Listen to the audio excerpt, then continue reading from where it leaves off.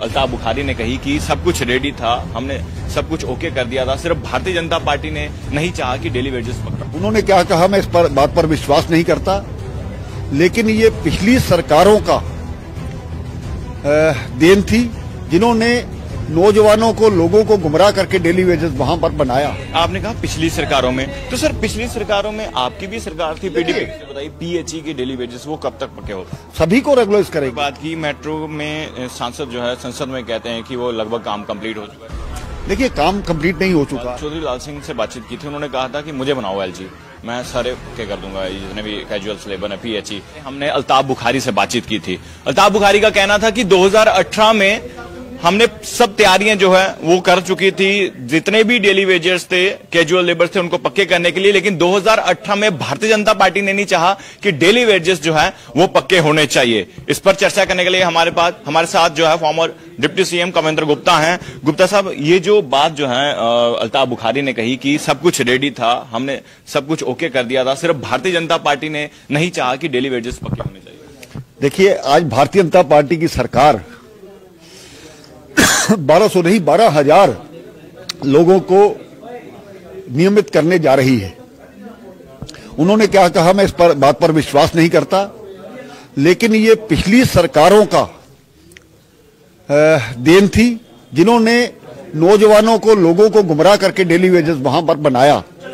लेकिन भारत सरकार ने ही, जिसमें गृह मंत्री जी से पहले भी बात हुई, उन्होंने आज किया है और सभी को नियमित किया जाए, इसके लिए भी ये प्रयास है।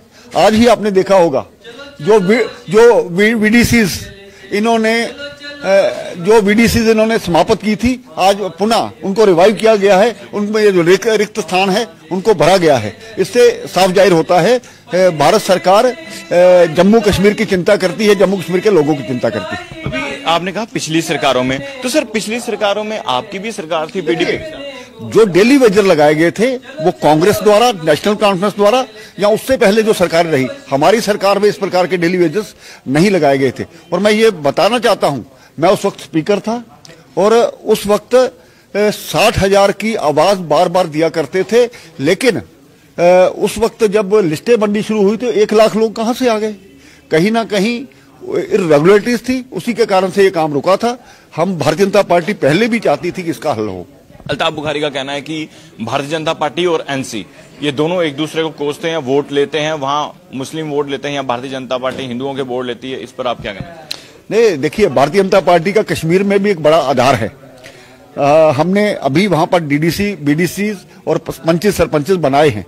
भारतीय जनता पार्टी का आधार बढ़ रहा है। नेशनल कॉन्फ्रेंस को अगर विरोध करता है तो वो भारतीय जनता पार्टी है। आज नेशनल कॉन्फ्रेंस द्वारा दी गई धारा 370 को भारतीय जनता पार्टी ने तोड़ा है।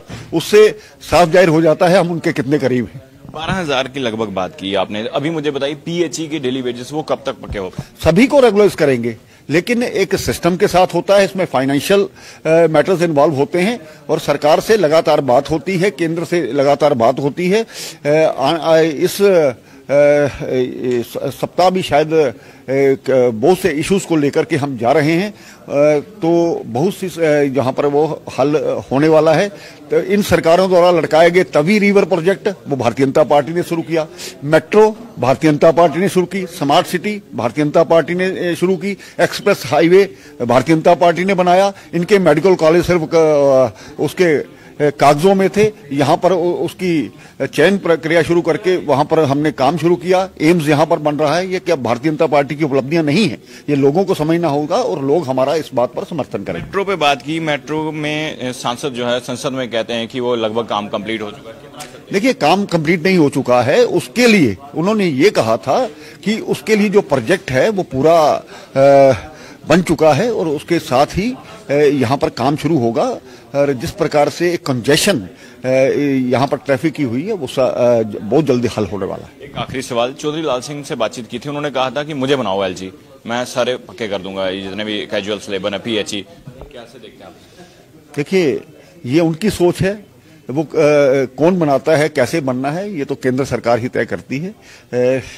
एलजी साहब एक अच्छा काम कर रहे हैं और यहाँ पर बहुत से अच्छे काम हुए भी हैं और आने वाले समय में भी होंगे। चलिए, शुक्रिया।